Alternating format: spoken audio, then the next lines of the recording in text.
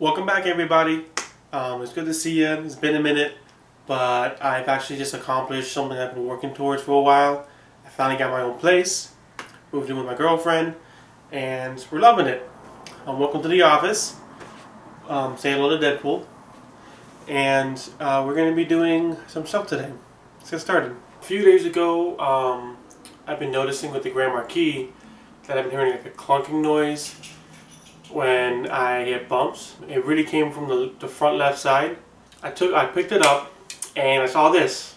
Give me a shot of this broken spring. As you see there, like the spring was broken, and yeah, that's a pretty big issue. So I went on Rock Auto and I found the cheapest coil spring and strut setup I could find for a 2003 Marquis. Let's go open this bad boy up. I bought them. So there's multiple ways you can buy springs. You can buy just a spring, or you could buy the whole strut assembly. They call it a loaded strut. Basically, that's a whole lot less work. If you buy just a spring, or if you need to replace a shock, and you just buy the shock, it is a lot cheaper, but you need a special tool. You can rent it from an auto parts store, but it's kind of sketchy. It takes more time, and I kind of want to just pull it out, pull a new one in, and you get the benefit of replacing both the spring and the shock at the same time. And seeing that I need the spring, if I just needed a shock, I would have probably just gone through the whole process of replacing just the shock. These are they're the same part number left and right, from what I could tell. Rock Auto is pretty awesome for getting things cheap. They offer a lot of like really like they offer name brand stuff and non-name brand stuff. And to be honest, this is just my beater, so I don't want to spend a lot of money repairing anything. I want to just buy the spring just to find out that the shock is also blown. So I'm all get the whole thing. And here we are. Look at that beauty. So it'll be the same for Ford Crown Vic, Lincoln Town Car, unless you have air ride. This is for the front, so air ride wouldn't matter. And this is very simple. If you bought just the shock absorber, if you buy just a shock absorber, which is in the middle here, it's pretty much a whole housing besides the spring here, you would need to buy a clamp. It's a special clamp, a spring compressor, and it'll be two clamps like this, and you screw them on the bottom, and it clamps it, and you need to take out this bolt up top with it clamped all the way and replace it. The problem with that, it's a lot of work. You have to rent the tool, and I just didn't want to deal with that. So, that's what we're doing today. Gonna go to the shop where I currently work. That's where all my tools are, and I'm gonna do it there. So, let's head over there. Alright, here we are at the shop. First thing we gotta do is get in a nice shaded area like we did. Don't have a lot of room here to work with, but I'm just doing front wheel stuff, so whatever. So first step, jack it up. Now if you don't know how to jack it up properly, refer to my first video, but basically always use a jack stand. Whenever you jack up a vehicle, don't go underneath the car that's not secured mechanically, because a hydraulic jack is not mechanically safe. Step 2, pull the wheels off.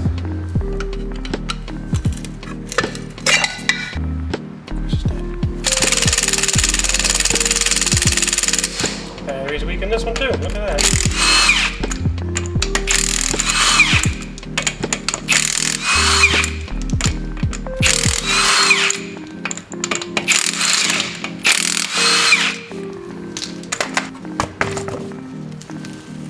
Alright, now to get your wheel off, there's your coil spring right there.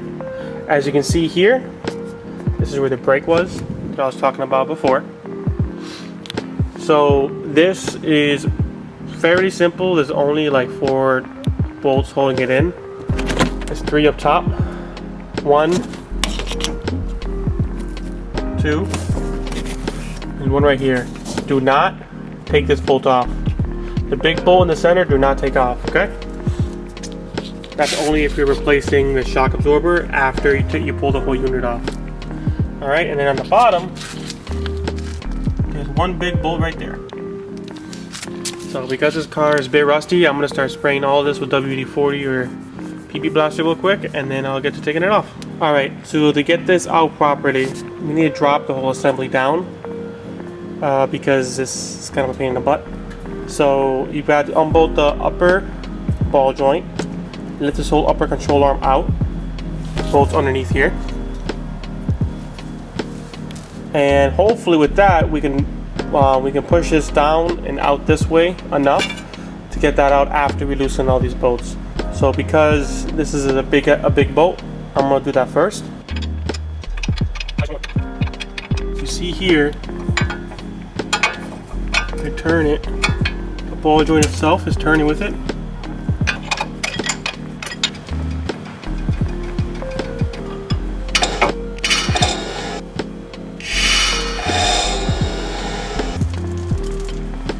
That was a lot easier than I thought it was going to be. So I did a pair of vice grips on top here.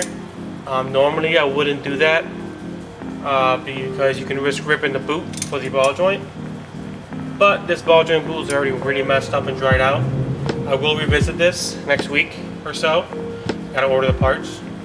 And I'll probably end up doing the whole control arm because just doing the ball joint is a real pain in the butt in this kind of control arm. So, there is a key, like an Allen key underneath it, that's bolt. But to get to that, the sway bar was blocking it right here, and I couldn't get the socket on there. So I figured I could take apart the rotor to get to this bolt, and take apart the caliper to get to the rotor, and be a whole thing, or I can just grip it with vice grips. So I did that. If you have a brand new or a very good condition ball joint, you can probably push the boot back up and grip it. You just gotta be careful not to rip it. If you rip it, you have to be in my boat and you have to buy another ball joint. So now that this is nice and low, I'm gonna start unbolting the top and unbolting the bottom, and we'll get to that.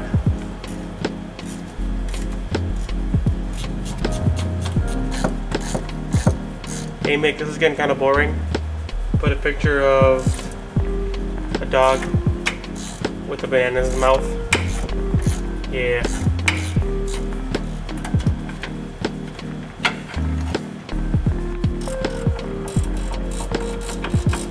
Right now, the anti-sway bar is messing with me right now. It's this part right here. It goes to the back of here or here. As I mentioned before, I need to take this bolt off to get it off on this side, and I can't get to it unless I take the rotor off, and I can't get to that unless I take the brake caliper off. So instead, I'm going to take it off on this side. It's a 15mm wrench, and I believe this is a 7mm, but I don't have that size, and I can't fit a socket here, so I'm going to use a pair of vice grips. Now it's getting to a point where I'm blocking myself with the bolt, so I'm going to go push the boot back, vice grip that, vice grip here, try to rip the boot, same thing with the tie rod. Move the boot back and don't grip it on the boot because you'll rip the boot. You got to move it, the bolt back enough, so eventually you start making contact with it on the vice grips up front. Same thing if you had a wrench. If the car isn't this rusty, you can get away with just loosening it sometimes because the rust wants to fight all the way out. Right now it's just disconnected. So the reason why we disconnect that is because that bar goes all the way across to the other side, and if we try to push this down, the other wheel's gonna fight us. Right now we're still getting a lot of fight. This is gonna be a fun one. Right now I'm gonna get the bottom bolt out. Probably another 21. Nope, it's bigger. It's 24.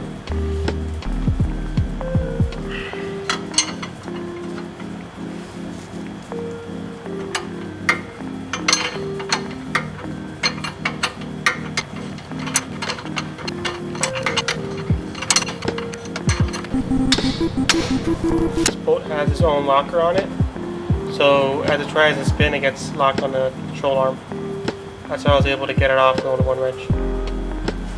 These ABS wire, make sure you loosen it before you do all this. You don't want to break a wire and have to buy a sensor. If you don't have ABS, you don't have to worry about it, but the brake line is also another issue at times. A lot of times you can just take the bracket off and it will bend a lot more freely. Or take the caliper off. You know me, I want to avoid all the work. Now it bends down nice and easily. You just gotta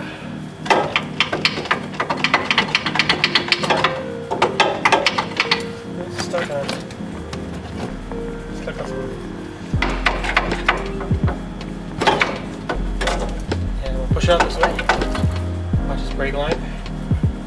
And smash it.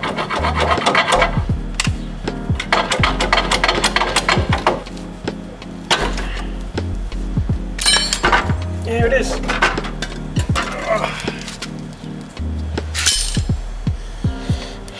Keep in mind how you took it off. It came off like this. One bolt pointing out towards the car, two bolts pointing towards the car. You shouldn't need to know that when you put the new one in. I am very glad that I got a whole assembly. Knowing that how rusty the car is, I knew it was going to be a fight on the way out. The top hat is pretty trashed. Taking this bolt out would have been a pain in the butt. But like I was saying in the office, you need to get a special tool. If you're just doing a shock absorber or just doing a spring, you can use a tool that just squishes these down. After all the tension's gone and the shock's moving freely from the spring, you can loosen this bolt and replace whatever you need to replace. The problem with that, like I said, this car very rusty. I knew the parts were going to be bad, so just buy them all. So that way I don't have to worry about a bad strut mount or worry about a bad whatever.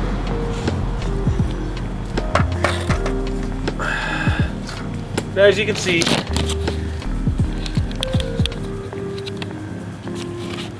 she is not happy. It broke right here.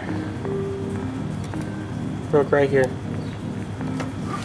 The really only difference between this is the way it orients. There's the same part number for either side. The left side spins this way, right side spins this way. That's really all it is. And installation is the same as, it's the same as removal, except backwards. And now they give us some nice bolts to replace, which is pretty nice. Definitely going to use those. Brand new nylocks. Way better than the old. So it's going to go, nope, I was right, this way.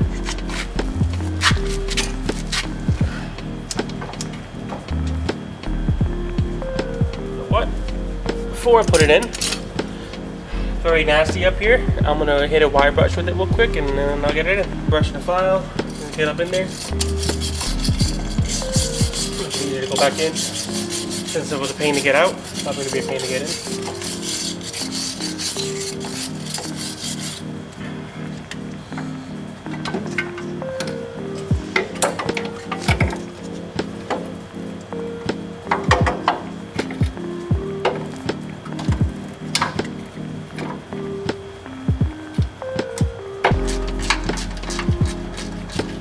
Just remove this brake line holder, just give me a little bit more wiggle room. If I have to move it more and it does seem like to be putting a lot of stress on the hose, I will take the caliper off, and I suggest you do too, if that happens to you. I got it out this way, but it was with a lot of prying and with a lot of colorful language. Toughest part is getting the 3 bolts up top to line up.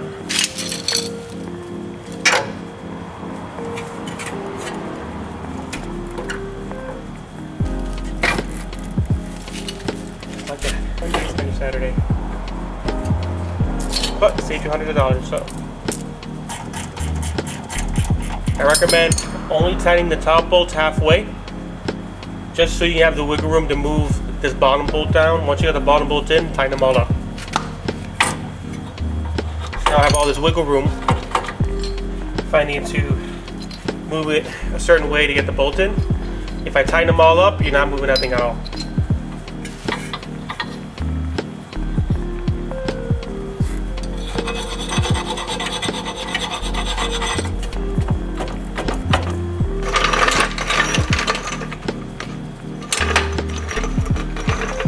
So I'm just using the jack to pick up the control arm.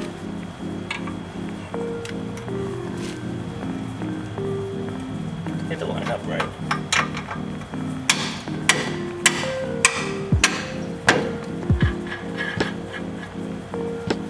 Now I can drop this. Get out of my way. Show you guys you can do anything with simple hand tools.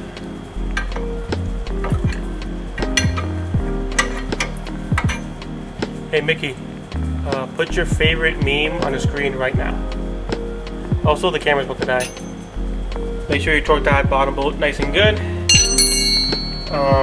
I use a German torque spec with that kind of stuff. Fukin tight. But if you are not comfortable with something like that, you can always just grab a torque wrench. Find the torque spec online and torque it to the spec.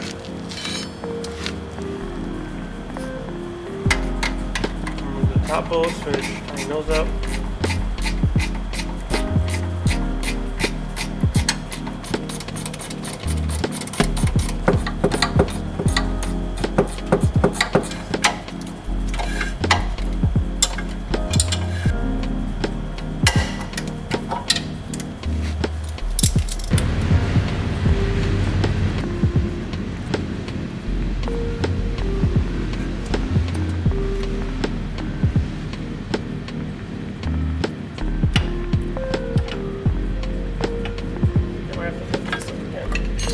So I'm just loosening the upper control arm bolts real quick so I can get control arm free, because I couldn't push it down with enough force to get it to sit in the hole.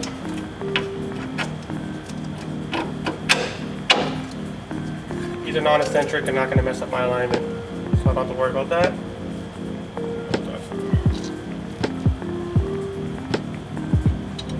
The important thing whenever you loosen control arms is that when you tighten them up, the full vehicle weight has to be on them, so they're at the correct height.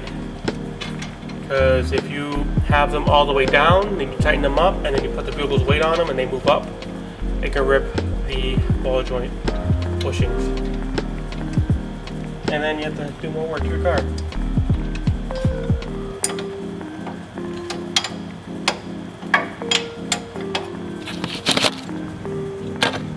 Done.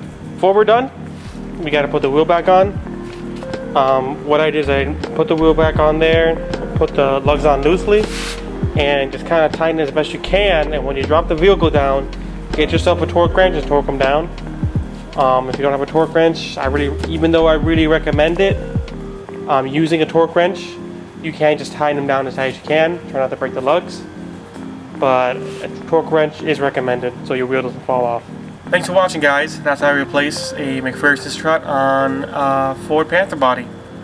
Please leave a like, comment, subscribe, and have yourself a wonderful day. Bye.